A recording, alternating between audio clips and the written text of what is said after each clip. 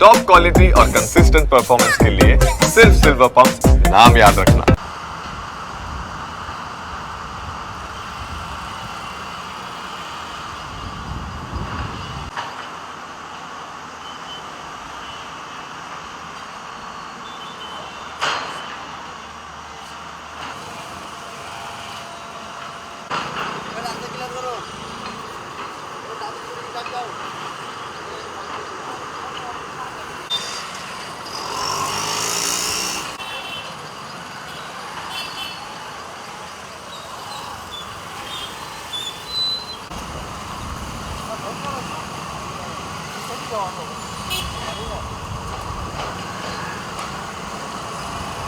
બહુ જ મુશ્કેલી પડે છે અને આ કોર્પોરેશનના કશું જ કામ કરતા નથી.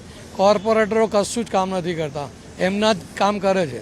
અને મહેરબાની આવા કામ રોડ ઉપરના રાતના કામ કરવા કાં તો સવારે વહેલા કરતા હોય તો બીજાને ટ્રાફિકને અડચણ ના થાય. બહુ મુશ્કેલી પડે. આ રસ્તો જ બંધ છે ચારે બધી જવા માટે. હવે કઈથી જવું એ વિચાર કરીએ છીએ.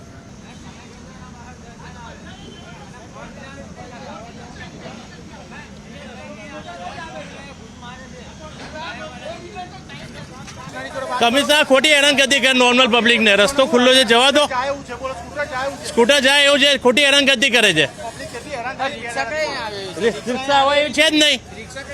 રિક્ષા કે 4 વ્હીલર આવે એવું જગ્યા જ નથી.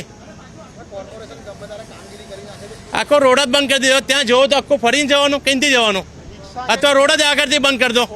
વડોદરા શહેરના વિકાસના નામે કરવામાં આવતી કામગીરીમાં આચરવામાં આવતા ભ્રષ્ટાચારના કારણે છેલ્લા 1 વર્ષની અંદર વડોદરા શહેરના વિવિધ વિસ્તારોમાં 130 કરતાં પણ વધુ ભૂવાનું નિર્માણ થયું છે.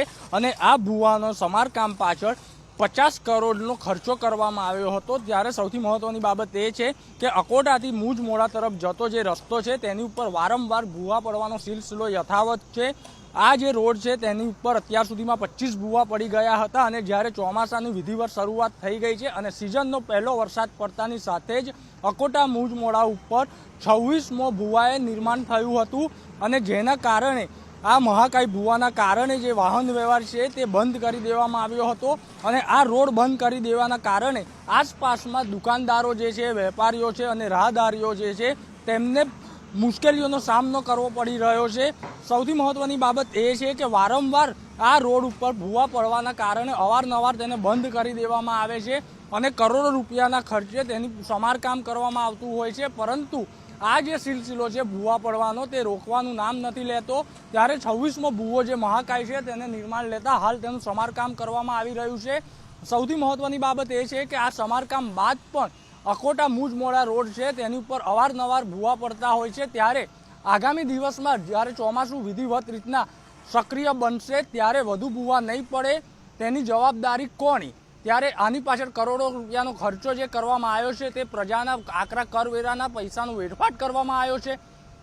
આ જે ભૂવા છે તેનું નિર્માણ અવારનવાર થવાના કારણે લોકોને અનેક મુશ્કેલીનો સામનો કરવો પડી રહ્યો છે. ત્યારે પાલિકા તંત્રના જે અધિકારીઓ છે તે એસીમાં બેસી અને સ્માર્ટ કામ કરતા હોય છે. પરંતુ કંઈ ને કંઈ આ રોડ ઉપર તે લોકો આવે તો એમને ખ્યાલ આવશે કે કઈ રીતના ભૂવાનું નિર્માણ થાય છે અને તેનું સમારકામ કેવી રીતના કરવું. પરંતુ જ્યારે એસીમાં બેસીને જે કોન્ટ્રાક્ટરો પાસે કામ કરાવવામાં આવે છે તેમાં ભ્રષ્ટાચાર આચરવામાં આવતો હોવાનું સ્થાનિકોનું આક્ષેપ છે. કેમેરામેન અંકિત ગોંસીકર સાથે પ્રશાંત ગજ્જર, ન્યૂઝ કેપિટલ, વડોદરા.